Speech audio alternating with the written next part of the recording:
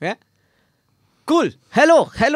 Welcome to Akash and Friends. Today we have a very special guest who I am very lucky to get into the studio because I didn't think he would be free, and he just happened to be in Bombay. So we've actually broken the trend of traveling all over the world and shooting this to actually do this at the Habitat in Mumbai today. I just want to say hi. Thank you so much, KK, for coming. Pleasure. Should I call you KK or Karthik? KK is good. KK is good? Okay, cool. So I'm going to call Karthik, and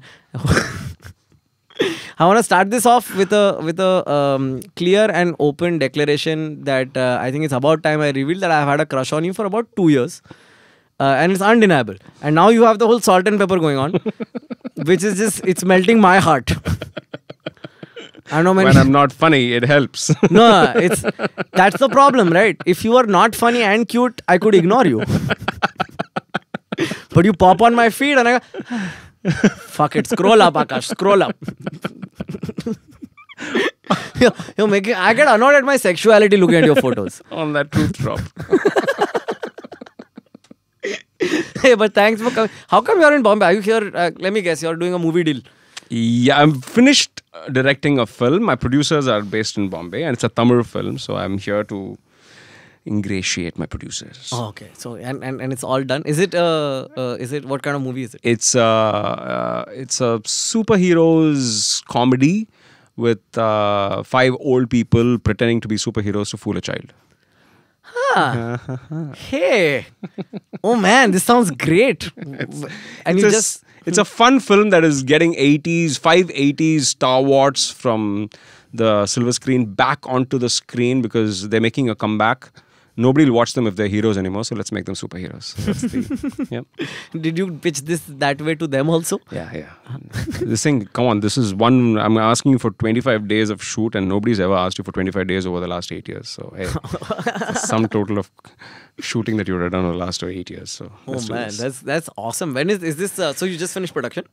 I have about 4 days of shoot left. So I came to meet my producers to negotiate on what we shoot on those 4 days. So I showed them first cut, which is kind of like, the first cut is just filled with fat and I got bambooed yesterday. Like a trial show. Yeah, it was worst trial. Trial by fire. Did you watch? How does this work? Do you watch the entire movie with them? Or yeah, I watched the entire movie with them. So I put in lazy temp music and which doesn't kind of fit the film. So I'm cringing a bit as I'm watching it and watching them react to it. They don't know Tamil, so they heavily depend on my subtitling. So right. And they don't understand the context of how big these heroes are, where in the Tamil scheme of things. So they're watching them like just neutral anybody's. So it's like watching Amitabh Bachchan without realizing he's Amitabh Bachchan. He's like, hey, what a tall guy.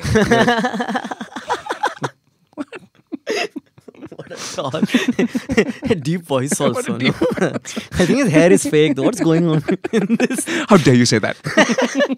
Maybe by the fact that it hasn't moved in 6 movies. I don't know. What gave it away?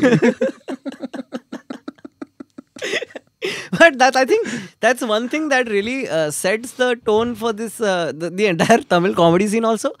Like we live like the scene that's been going on and the Tamil scene, I always describe them as those 2 snakes in the medicine wala symbol. The twine shall so somewhat meet. Yeah, they're entwined, they are in the same area, but for some reason there seems to be like this. Yeah. I mean, and I wouldn't say some reason. I mean, it's definitely a language barrier that exists, and then B, the fact that North India doesn't really, I don't think, acknowledges only South India, and vice versa to some extent. Yeah.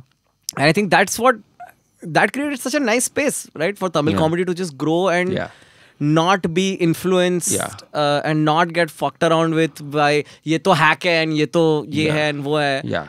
To where it's some of the most independent voices. Yeah. Like even the most average, like whenever I go to, I won't say average, but whenever I do Chennai open mics and all, there's always 4 or 5 people doing Tamil comedy. And I don't need to understand it, but I know it crushes. Yeah. And I know that the timing is on spot, and I know that the character on stage is perfect. You know, craft-wise is going really well. And that isolation has really helped. Yeah, it has.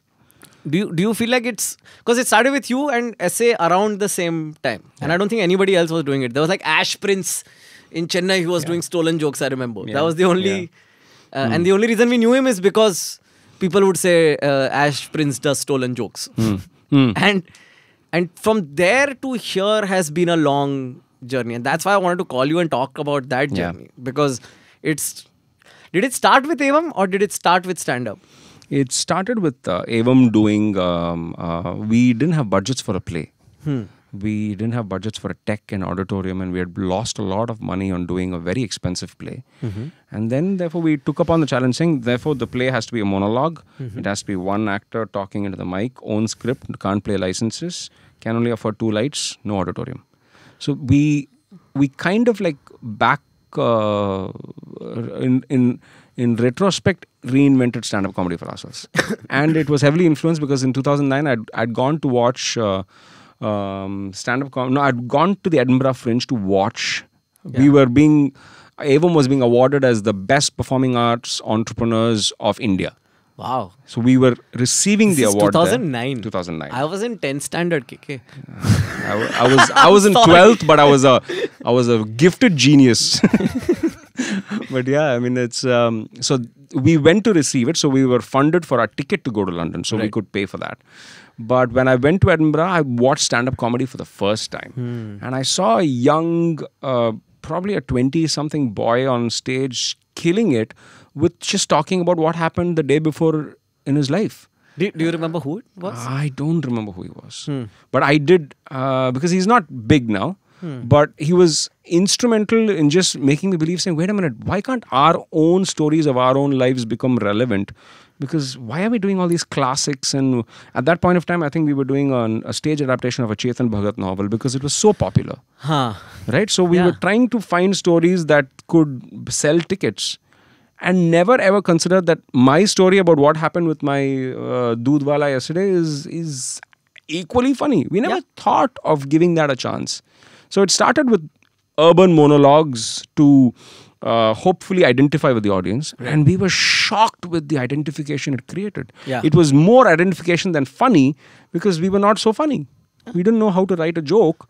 But just that, today as a comic right now, you write a premise which first identifies with the audience and then it kills, right? I mean, that's definitely one way to go about it. Yeah.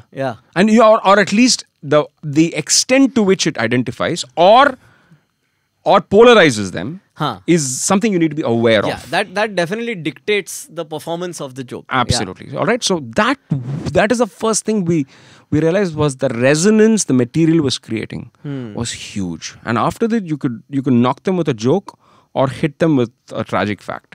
Right. So that the at all points of time, theatre was a resonance. You're creating a resonance in the audience and the performer.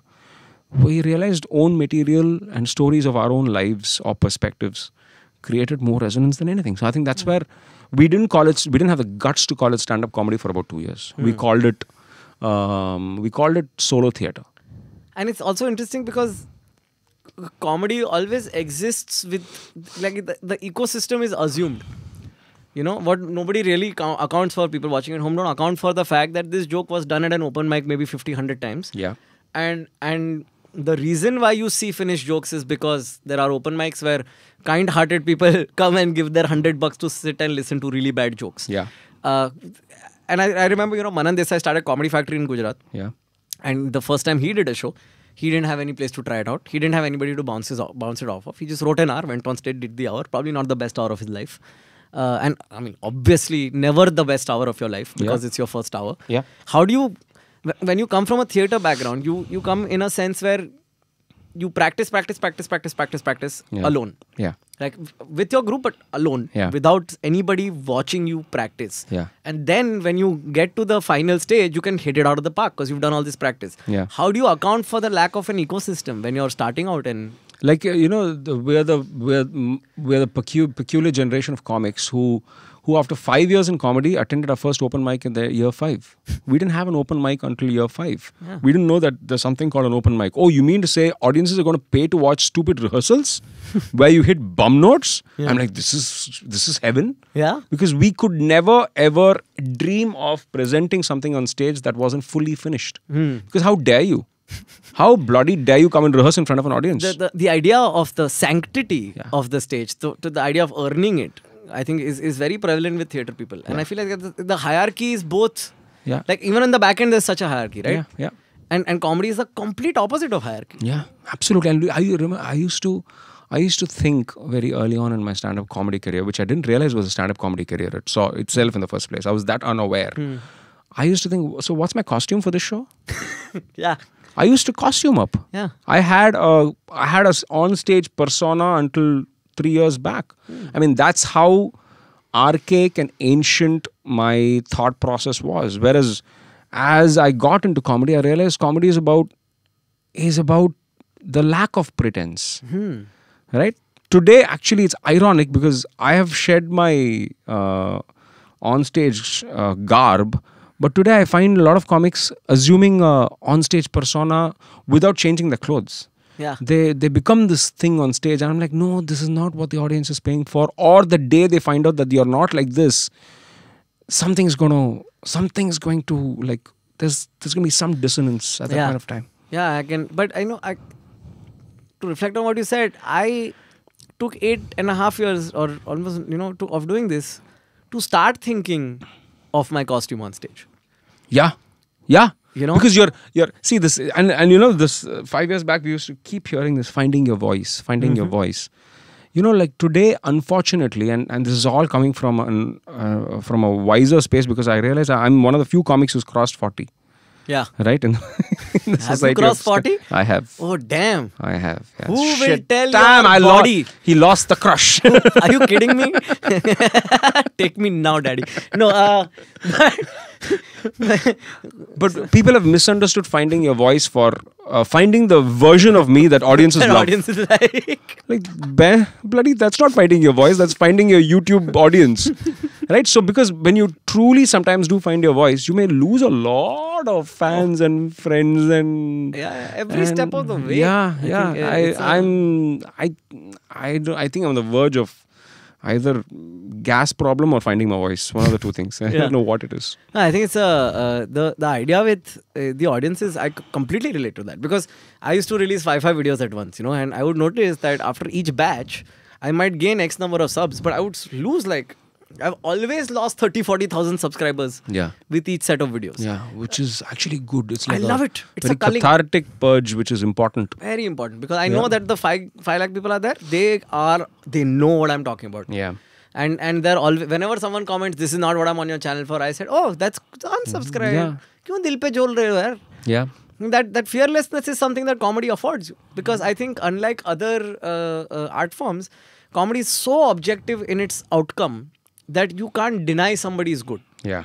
In theatre, you can bring 500 different reasons to tell someone they're not a good actor. Correct. But if they're laughing and applauding, Yeah. It's objective reality. Yeah. And hopefully you're achieving that objectivity without changing yourself significantly for that show. Yeah. Because otherwise you'll have to maintain that identity. Oh, it's really tiring. I don't think any of us are well off enough to maintain a gigantic palace where we can be something inside and something outside. We can't afford palaces right now. I don't think we can. And 90% of the art form is still live. So there is no wall between you and the audience. There is, until we put a video out, there is no wall between the audience and you. So, it is possible to maintain a persona, but it's very tiring. As you get older, you'll realize, shit, this is a lot of dancing to do for staying alive, Ray. I don't want to dance. But it's so interesting because I think the stakes also get so much higher as you're older. I mean, at say for example, to take the example of another comedian, like if you look at another 40+ guy like Atul has 2 kids, Well, Atul discovered this at a stage in life where it was cathartic for him to discover. He was late to find comedy in life, which is beautiful because for him, a new version of him was born in the later stage in his life, which is gold for him. Because I always feel envious of that fact, right? Because you already have all the experience the experience, and plus so much more. And I think the stagecraft is something you can only learn by doing. So whether you start at 41 or 18, when you start, you're at the same place. But the guy who's 41 is 41. Yeah. Because I remember I was at Atul's first open mic, and then I was doing a spot when Atul did his first Best In. And at 19, I used to think, what the fuck, this is not fair. And then I realized, what am I saying? I don't even know about life. Yeah. And the audience is all older than me. Yeah. Atul is older than the audience, initially at least. Yeah. Now, I mean, he's Yeah. attracted his own, kind of demographic. But earlier it was kids, and Atul still crushed. Yeah, because I think with older you give less of a damn about things, and that's sometimes conveniently interpreted as swag. It's good, yeah. It's good. I genuinely give less of a damn about things now, and I don't know if that's good or bad, but it gets. I do see it being interpreted as he's very much in his skin. I'm like, I don't know any other skin. I'm too tired to dance. I can imagine, yeah. I think that makes a lot of sense. I think, and like we were discussing before this also, right? Like nobody's paying for your jokes. People are paying for your POV Yep. and your originality. But I feel like at some points, I don't know if you felt this with your audience, but I feel like they're always like, we're with you, you're original. We like the fact that you're this original. Okay, Akash, too original. Come back. Too original. We don't want this much original. Ye kya hai? Ye to kuch zyada hi original ho gaya. We want more susu jokes. What is going on? Well, sometimes you also confuse audiences for voices in your head also. It's like, my audiences are saying, you're like, nobody is saying, nobody gives a damn. You are the only voice in your head and you are multiplying and you're talking to yourself. So we live in this imaginary social media worlds where we have followers. Like followers? Followers क्या होता है? हाँ यार, वो Moses के time पे follower थे लोग. They followed him. I was just watching your special yesterday when you're doing that bit. कि वो लोग 40 साल चल के गया और मिडल ईस्ट से मिडल ईस्ट गूगल मैप पे 8 दिन दिखा रहा है. It's a good joke, no? Yeah, I think it's also because it ties in with our identity. Yeah. Like I think the first mistake we make is because we're the one telling the joke. That idea of I am comic. No, you're not. You're a person first. You're a person okay? first. And you're pursuing. Try to be a person first. Yeah. And then you can be comic, you can be Kathak dancer, you can be waiter, kuch bhi ho sakta hai. Yeah, and I also feel that, a lot of people say, ki, oh, but comedy is the only art form where you can express yourself. I said, fuck you, okay? Watch a dancer, like watch a ballet dancer, Absolutely. okay? The only thing is that the art form dictates the boundaries with which you can express yourself. Yeah. Right? A dancer can't talk on stage. Correct. That's the rules. Correct. And the only difference is comedy was invented by very shatir people who said, we will do anything on stage. Correct. That's why everybody has a home here. Correct. It's the least restrictive of spaces, which is why I think it's also the place where the most random people can get in. Can You know get what I in. mean? I hope they get in. Yeah. I hope the most random people get in. Yeah, because otherwise, how else would we ever have met one another? Yeah, absolutely. Yeah. Yeah, absolutely. We were so far apart. Like, you're a MICA grad who has a theatre company. Yeah. I'm a law grad with an audio engineering diploma. There's nothing we have in common. At most, I would have been the sound guy you screamed at during fucking dry run.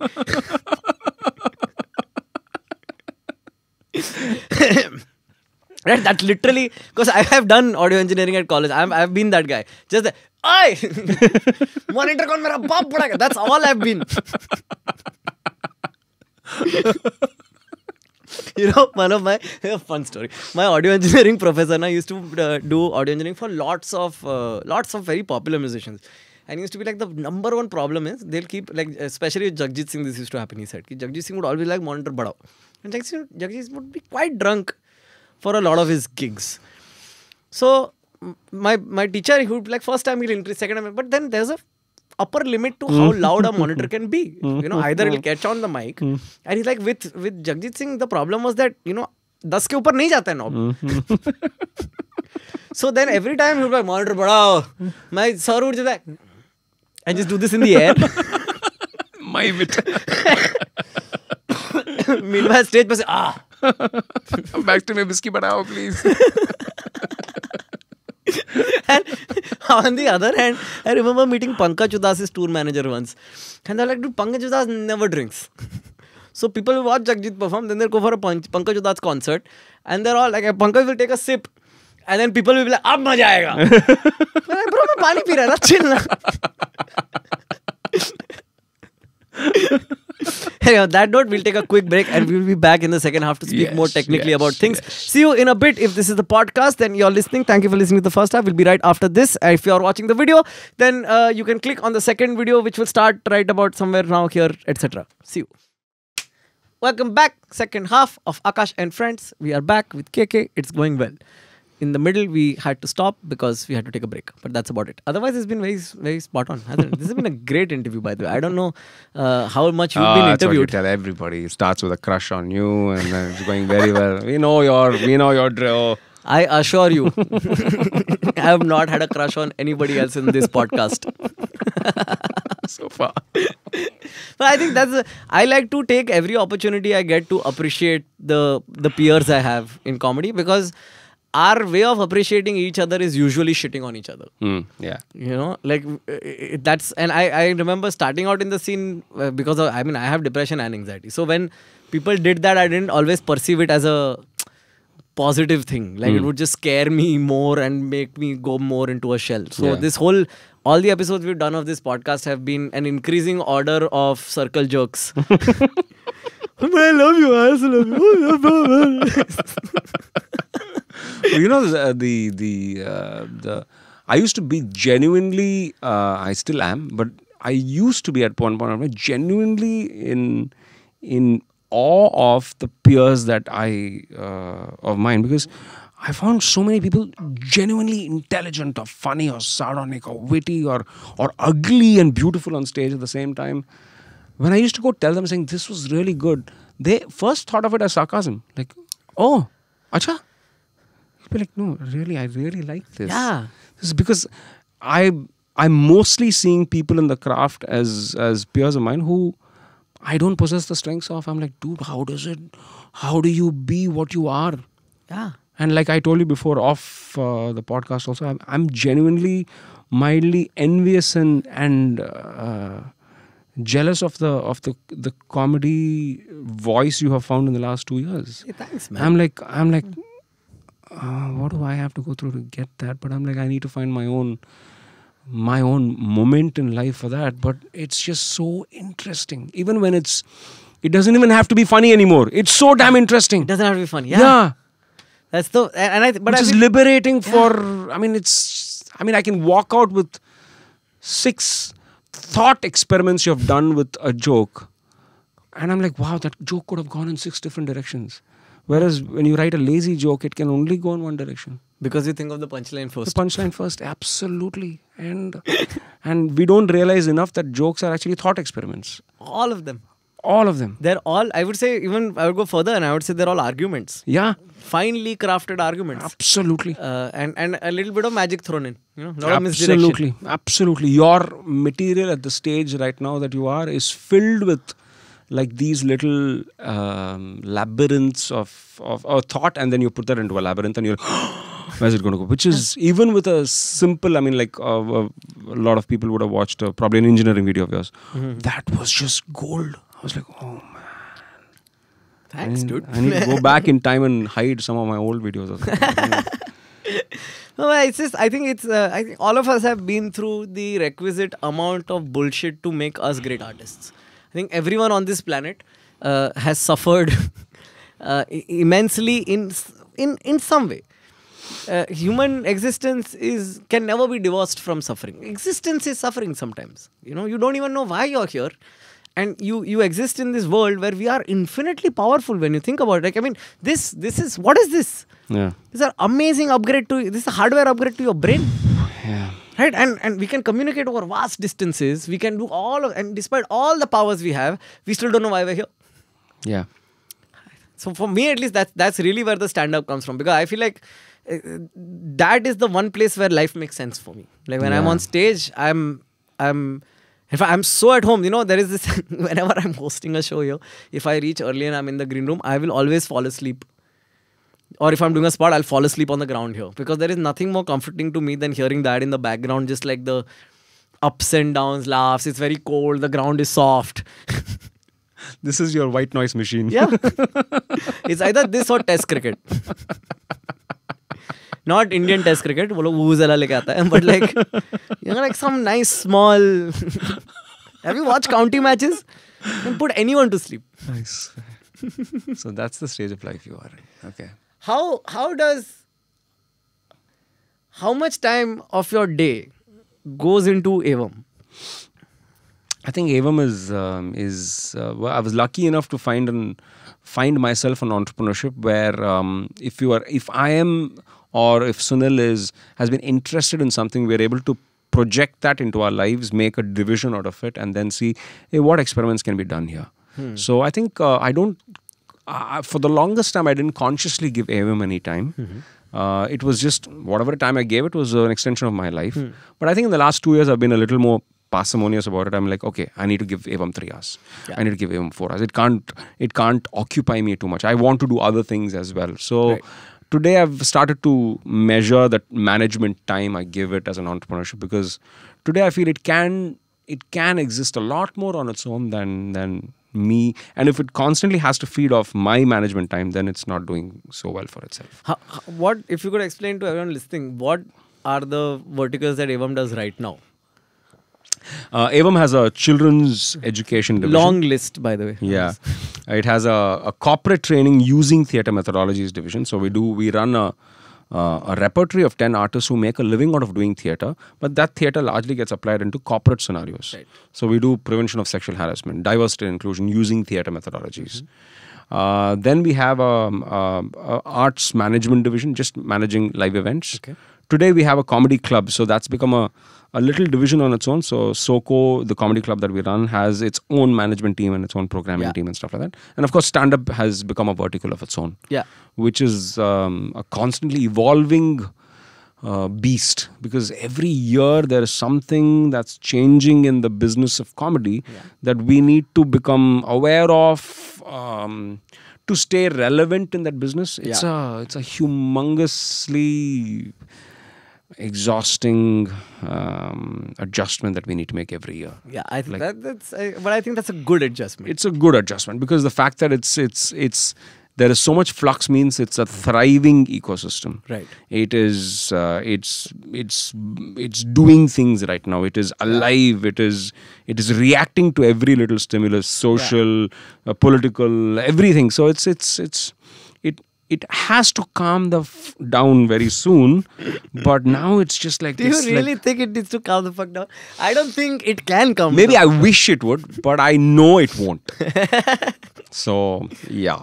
I am somebody who's a big proponent of disruption. I like the fact that everything gets turned on its head every 1 or 2 years, because I feel like well, the constant disruption and absolute silence are two sides of the same coin. entropy is also bad. Yeah. So actually, if it's constantly disruptive, I will only assume that then therefore nothing will change, because this to ho nahi wala hai. Yeah.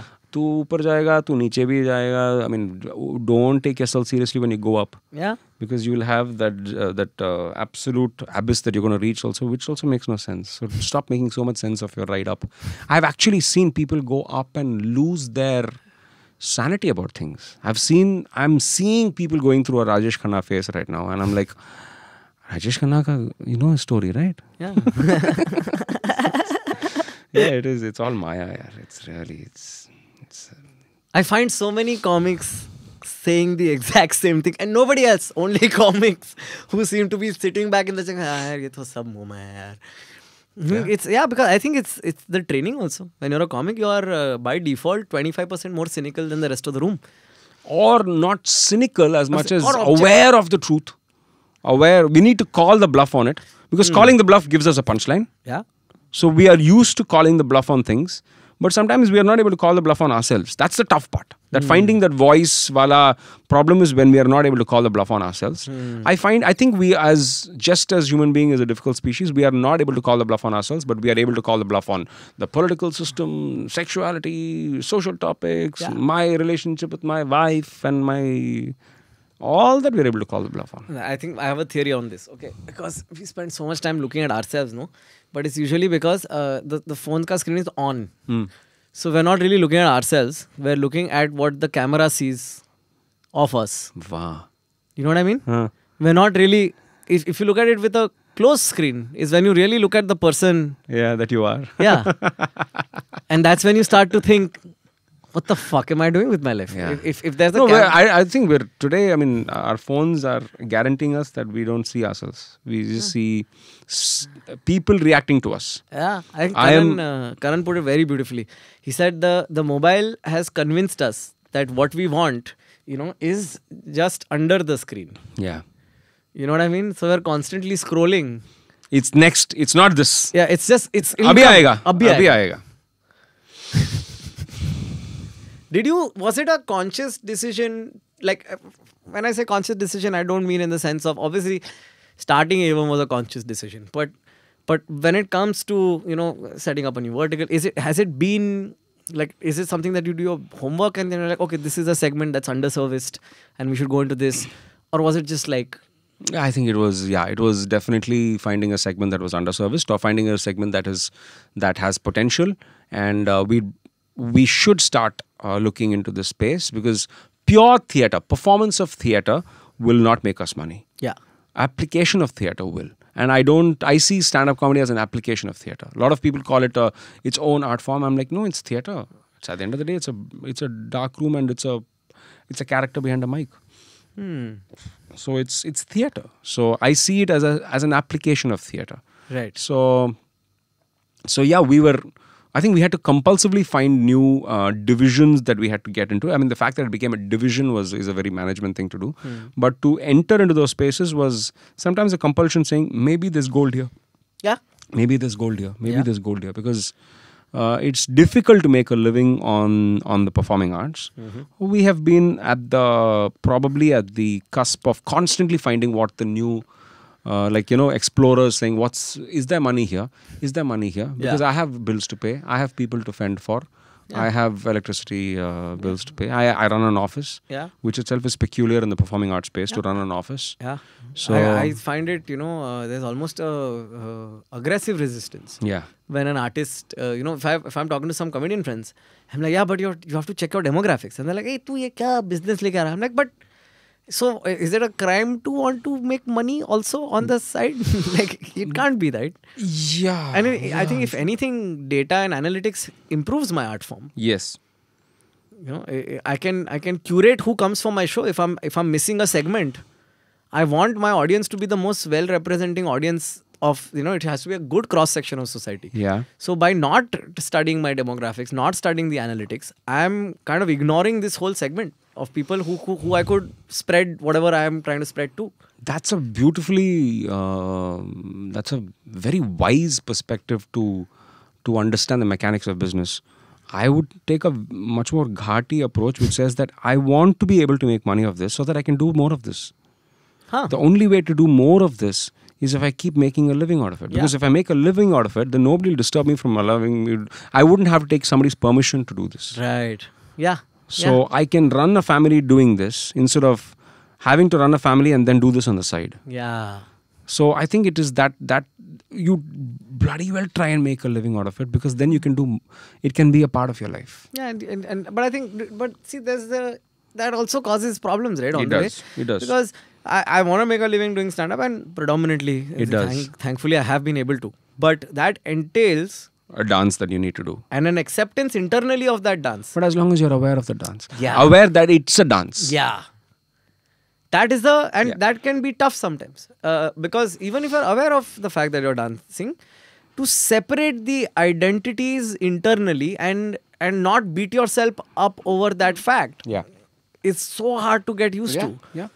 And you come from like a background where you did movies, which is considered like for the intelligentsia of this country, that's the bottom of the barrel. But obviously rest of the country, then of course intelligentsia thinks everyone's an idiot. But when you're coming from a film background, which is always going to be massy, and what most people I think don't realize is when that much money is at stake, it better be massy, right? Like it has to sell. Yeah.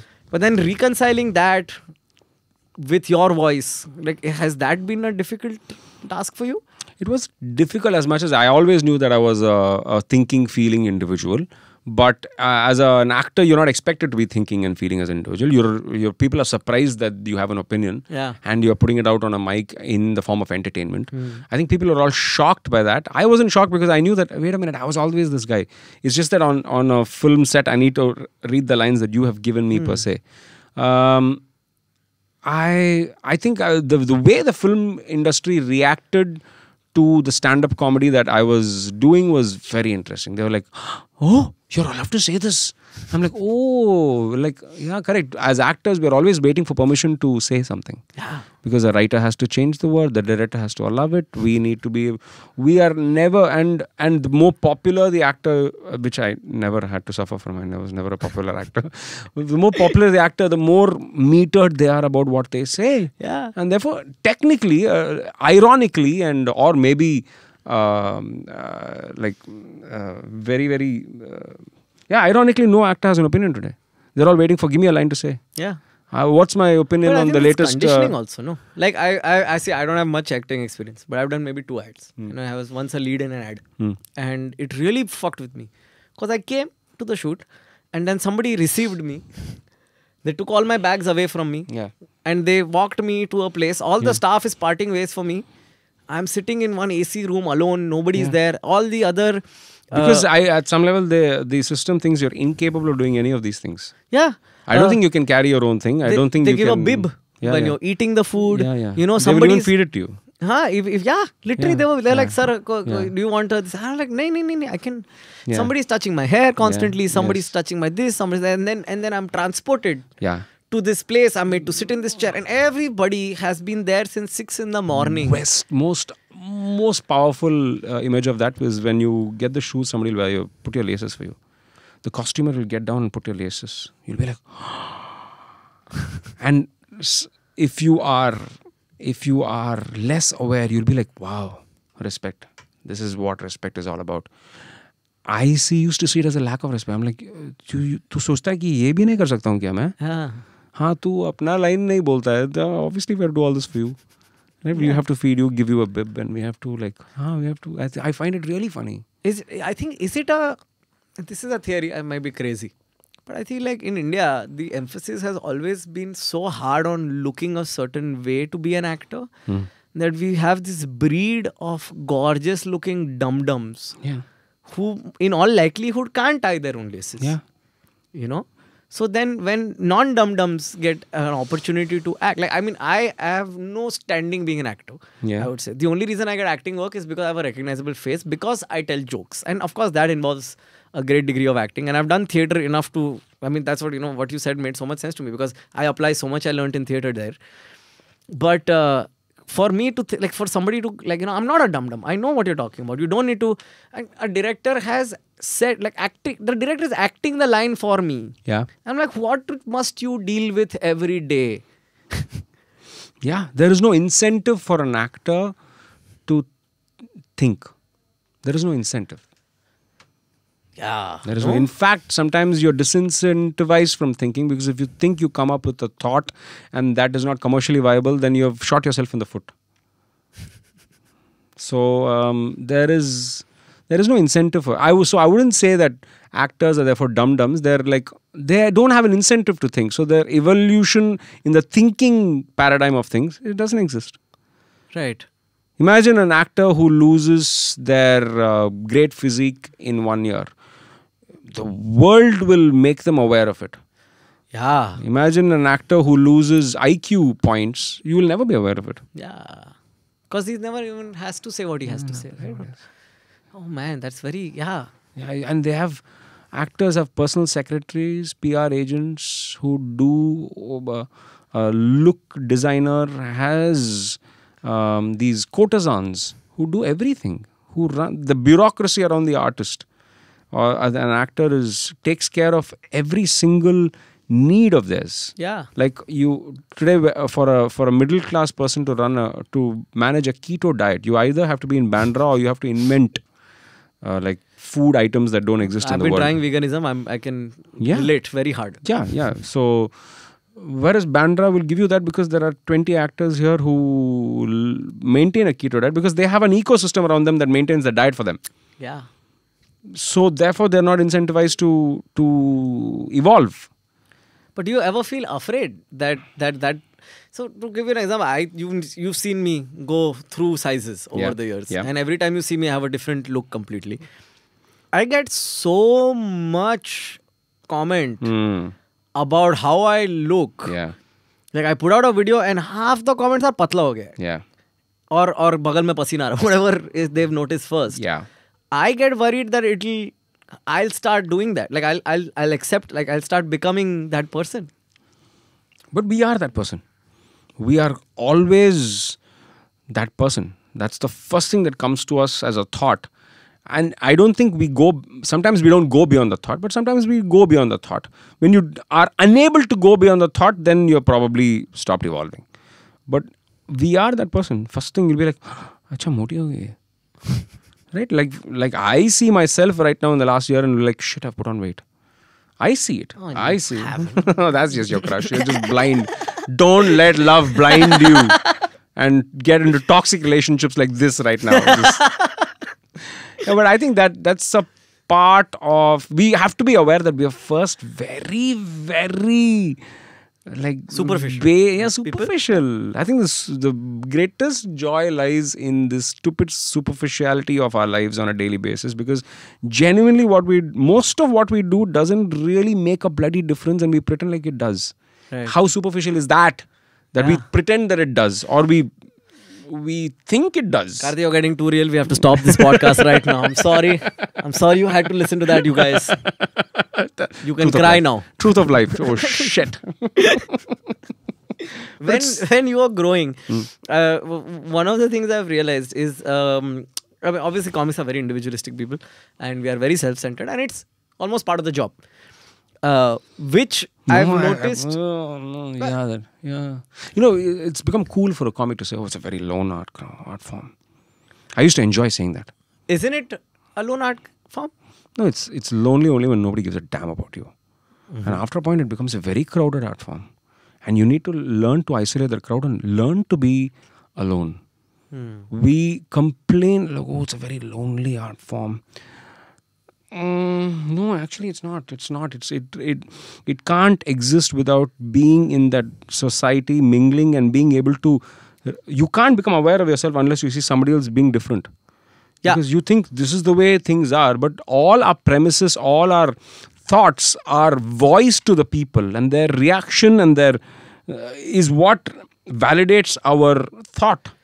Right? Yeah, so it's not a lonely art form. It's actually you have to constantly intermingle with society in some fashion and find yourself as an outsider or as an agreeer or as it's not a lonely art form. It just sounds so cool to say that. But I would say, I think the loneliness comes in a different aspect.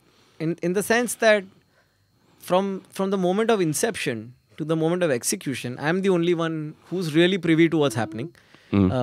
That's one angle. The other angle is, I mean, I tour, I think more than most of the comics right now, because I just constantly go round and round in circles.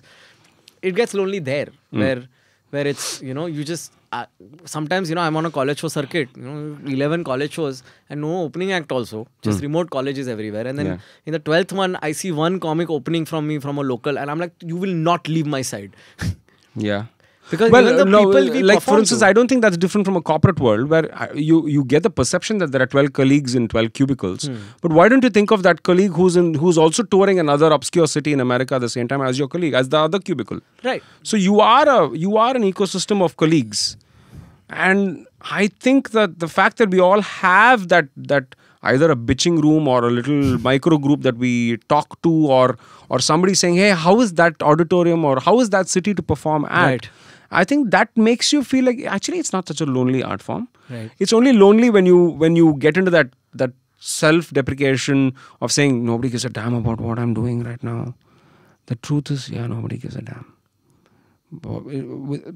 Because we go through that high of everybody laughed at my joke, and then when I went back home, nobody was saying anything to me at all. That is that delta between, oh my God, everybody cared about what I said, and then when I went back home, nobody gives a damn about me. Yeah, I think that's that delta makes you feel lonely, and it's very exciting to romanticize that loneliness. And therefore, I think today comics are romanticizing just that feeling of, I'm a voice. We have to always realize we are bloody clowns, and that's magnificent. Yeah, that I must agree. I 100% agree. Magnificent clowns, and we should love being a clown. Yeah, because who else can tell the king the truth except the court jester? Absolutely. Right. Absolutely. And I think that's beautiful. It's so funny, I've been doing this podcast. This, I think, it's the 12th or 13th episode we're recording. And every episode I've done always circles around to gratitude.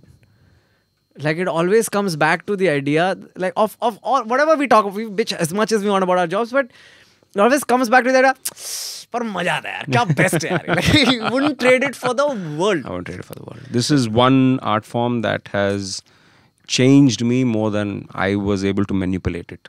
It's manipulated me more in a good way.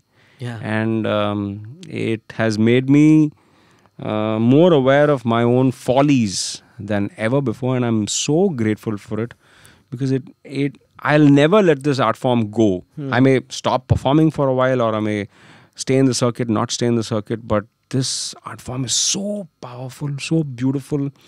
Nothing could have changed. I mean, it's difficult to change human beings. Yeah. But this art form changed me, and I was one of those really, by saying I was, maybe I'm assuming that I'm not, but maybe I am. Really difficult to deal with, hard to change. Oh my God, he's so bullish in his perspective, and he doesn't change his mind. He can debate, he can argue. Comedy is one thing that made me softer, quieter, and today I feel like I'm a person with infinite opinion or zero opinion. I'm like, I don't care about my opinion so much, finally. Yeah. Let's make a joke of it. That's fabulous.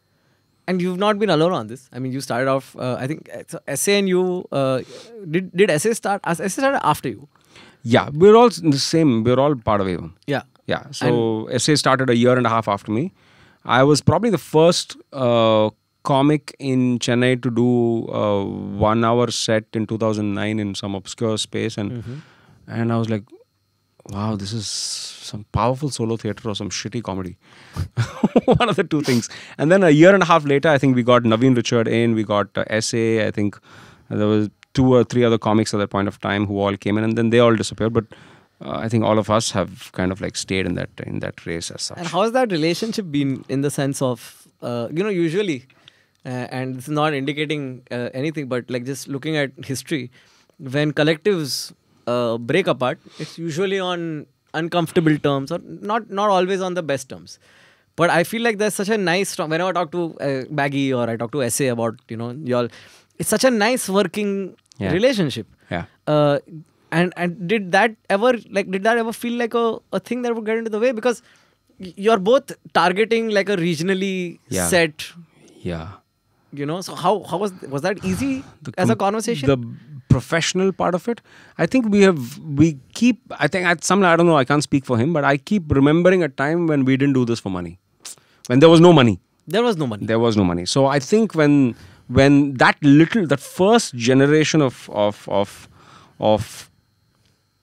compadres who did this together. Yeah. Right? We have bombed together. We have done great shows which nobody cared Private about. shows, like everything. So I think that is what binds us. Not today's who's doing better, who's making money, who's selling out a show, who's not selling out. That is, I think we have gone through enough moons to realize that is ephemeral. Yeah. Today, if you're making money, just save it. Whether you're saving it or I'm saying it, somebody bloody save it, because it is all going to help us in the longer term per se.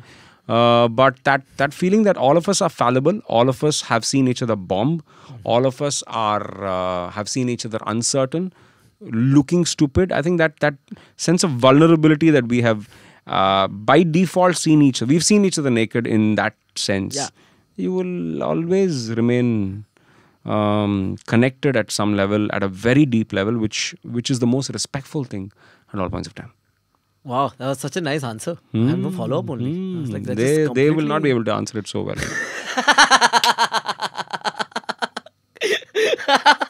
I am so looking forward to that interview now.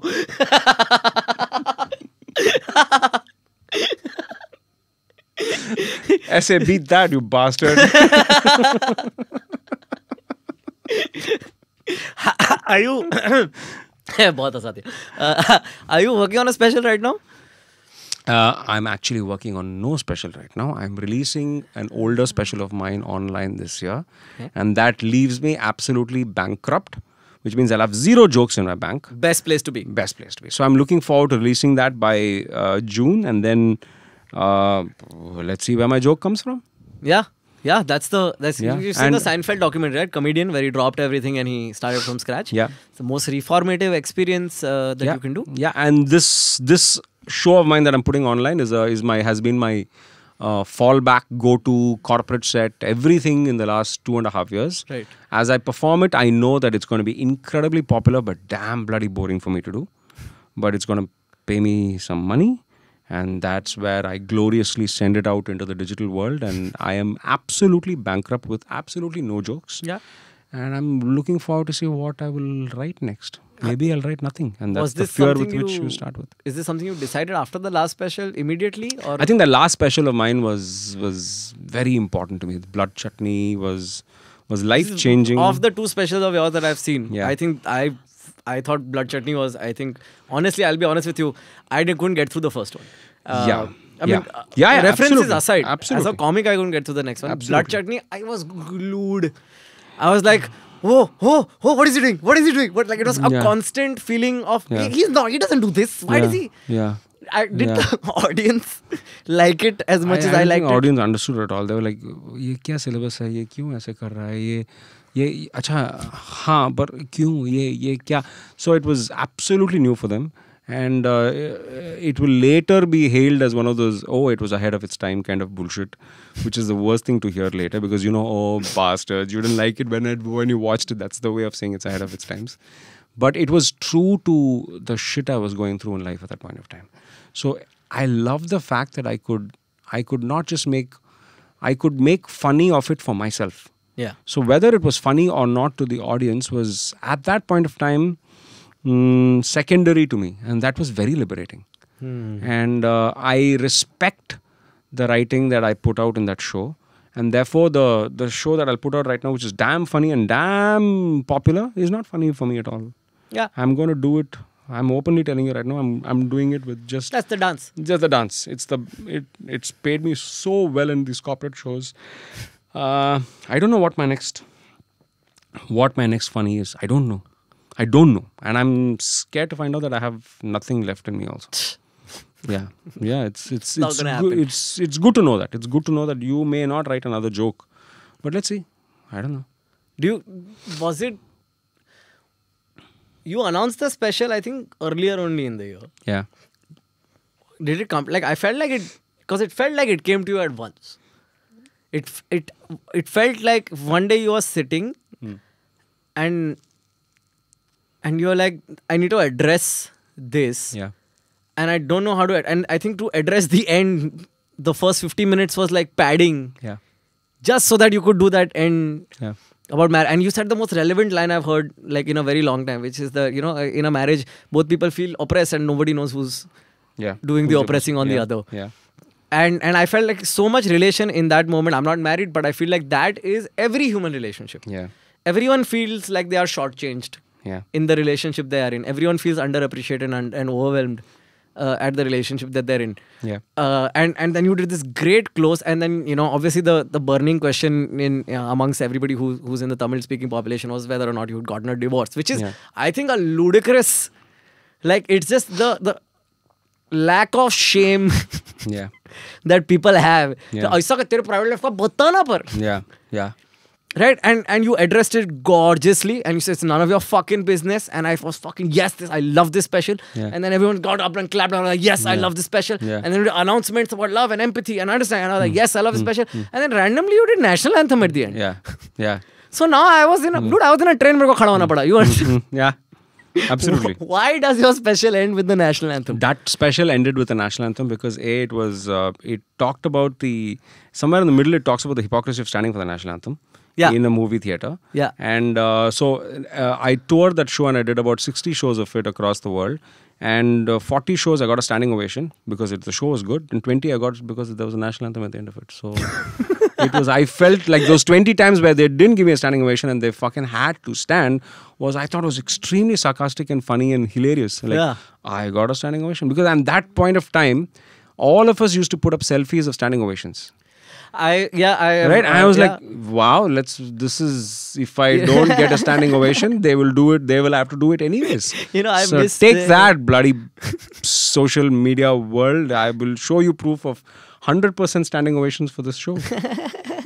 So I actually got only 60% of standing ovations and 40% I fudged. India got. Yeah, India got. India bloody deserved it. Take this. Here, the first time I got a standing ovation was 2 days after I got dumped from the most serious relationship I had. And it was I think that's one of the biggest moments in my life, because I firstly thought I had gotten an ovation before, standing ovation before, and I was like, fuck, just shut the fuck up and sit down, okay? I know how good it was. Yeah. And between that show and this show, one huge change happened in me, where I realized, who the fuck am I to judge if somebody else liked my work or not? Absolutely. Okay, so if somebody claps, you How don't let vain them... are you to judge that? Yeah. So I said, what the fuck am I doing? I need to let them express themselves. Hey, mosquito. So every time I shoot a podcast, there are mosquitoes. Why is this? It's a unique demographic that we are now targeting. But I heard this strange natural habitat fact that Bandra does not have mosquitoes. Huh? Pali Hill doesn't, apparently. Huh? Yep. It's I have been told this. You have been told this. No, I've been also told many things. Don't believe things, bro. Don't believe. So, this time I get a standing ovation, and it is 2 shows back to back. So first show I get a standing ovation. I'm very like, wow, this is very interesting. And I found out because I went backstage, and as soon as I got off stage, I literally went into fetal position and was very sad. And then the guy opening act comes, taps on my shoulder, go out there giving you standing ovation. And I was like, oh my God, this is amazing. Thank you very much. Blah, blah, blah. Yeah. Fuck off, next show has to start. Yeah. And I go backstage and I don't know who to text Yeah. that I just got my first standing ovation. And I'm distraught at the idea that the one person I would have texted is not in my life anymore. Yeah. And then I do the second show, I get done with it. And I go back to the hotel. I'm depressed all night. I couldn't sleep.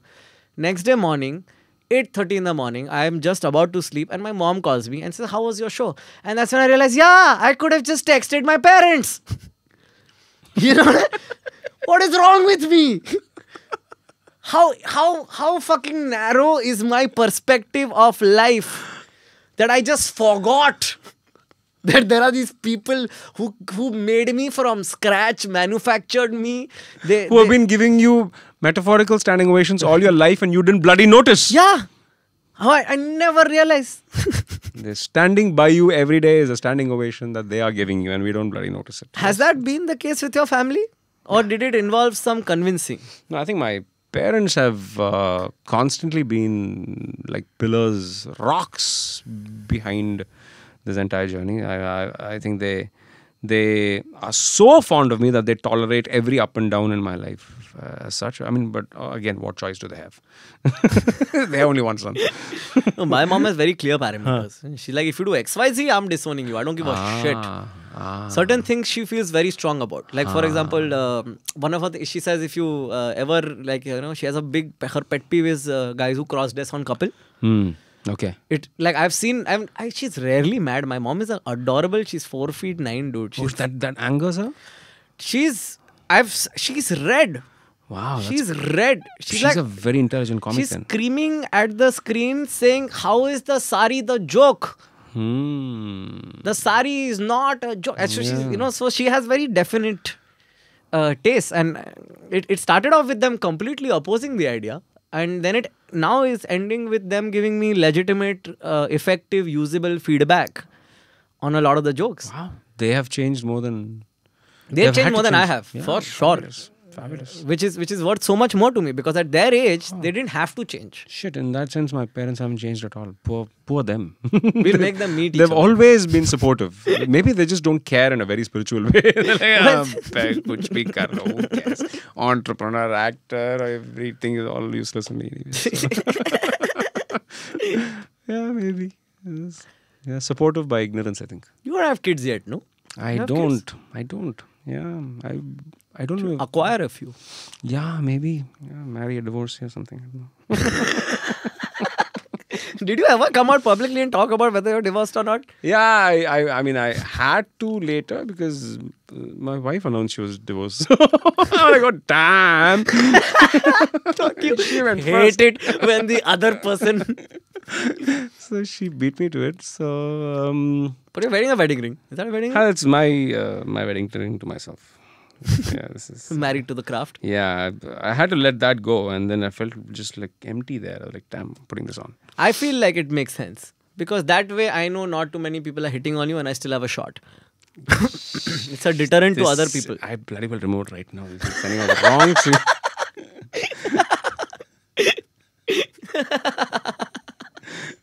I'm sorry, man.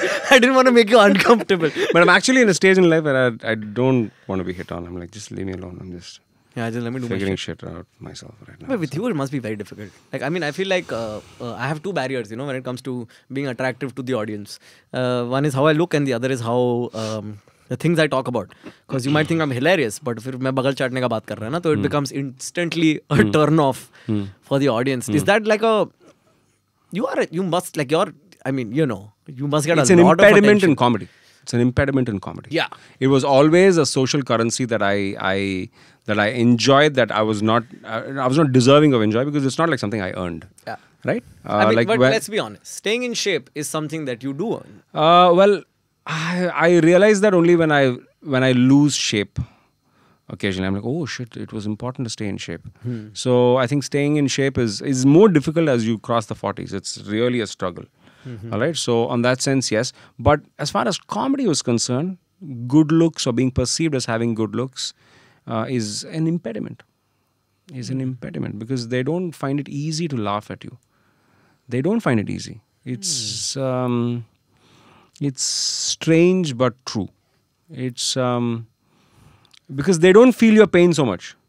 When you say, I had this issue and I got dumped, they'll be like, tu kya dump, tujhe kisne dump kiya? 10 log line हाँ, में. but, yeah. So that they're always crediting you, saying, but you have social currency. I lost all my money, but you have social currency. So looks are social currency that is invisible to the person with that currency. Yeah. So it's like the entitlement is you're invisible to that, and you can't see it. Yeah. But therefore, people don't cry about your pain. And most comedy is when they can feel your pain. Right? And therefore, when they don't feel your pain, they don't laugh. They either think that the pain that you're talking about on stage is concocted, or you have just Blown it out of proportion, or it's like first world problems, or so it's difficult to cull out humor. Do you feel like acknowledging it upfront makes it any easier? Like, what if you go up and say, listen, I know I'm hot, but can we get past it? But that also is difficult because that can piss people off, saying, oh, so cocky, oh, wow, kind of thing. So it's a difficult one to acknowledge per se. But I think doing a special about the social benefits of being perceived as good looking itself is a premise that maybe a good looking person can do, probably. I don't know. I'll Maybe. call Kanan. Yeah, Kanan should do it. Absolutely. And I think he does it right now in his current special, where he's put on a little weight. In Titar, no? Yeah. And he's, I think, enjoying the benefit of converting that into material. You know what really sucks about this podcast? The only thing I would say that sucks is that it ends with me realizing I won't get to see you do stand-up for a while now. Well, you will see me do that old special and put it up on Come on do a digital mics, platform. Karthik. Yes, I should soon. It's about time. I should soon. Yeah. All the people I started doing comedy with, they all became very popular, and I'm very glad that they all succeeded. But it used to make me so sad. I go to open mics and I never see them anymore. Yeah. I own a comedy club right now. I haven't yet debuted on that stage. What? It's 120 days since it started. I still haven't done stage time. That's the stage I'm in. Like. Please do it before I do it. Yeah. Some strange landmark. But Do half an hour. We'll do half an hour. I don't have 3 minutes worth of jokes. That's perfect. That's the right time to do half an hour. Actually, that's true. Yeah, it is. That's true. Because it's like if you have 3 lines that you know are 3 lines that you have, that's your beginning, middle, and act 1, act 2, act 3. Correct. Yeah, I'm going to wing my next special. Oh, Yeah. please do. Yeah. I hope so. You Yeah. heard it here first, you guys. Yeah. I have absolute ignorant, bullish, stupid confidence to be able to wing it to an audience. I should just use that without material. I think that's one of the strongest things that a comedian can have. Yeah, I can hustle an audience without a joke. I can bully them into listening to me and say, now laugh. Ha! Good. I'm an very, It worked very, though. very. It fucking worked with me right now. Yeah, I'm an asshole alpha energy on stage who's just sweet enough to make you laugh and not feel so bad about it. So sometimes my online trolls always wonder, saying, who the hell is laughing at this live? I'm like, hey, shut up. I've bullied them. You keep quiet. Hey man, on that note, thank you so much for coming and doing this and taking the time out. It has been truly like an enriching experience and a feast for the eyes. This is the opposite of body shaming. That's why you should never get me for a roast. Because I'll just be like, you look, kitne mast hai par. I love you guys. Hey, but thank you for coming. If you want to follow Karthik and you're not already, what the hell are you doing with your life? Go find him on Instagram. Go watch his special Blood Chutney on Amazon. The new one is coming out in June. Second decoction in June, yeah. What platform is it out on? Amazon. Okay, then you know where to go and you know how to find it. My name is Akash. This is Karthik Kubar. Thank you so much for coming. Thank you so Pleasure. much for watching or listening. If you're listening to this at home or on your way to the toilet, wherever your life is, I hope you think of Karthik. Yeah.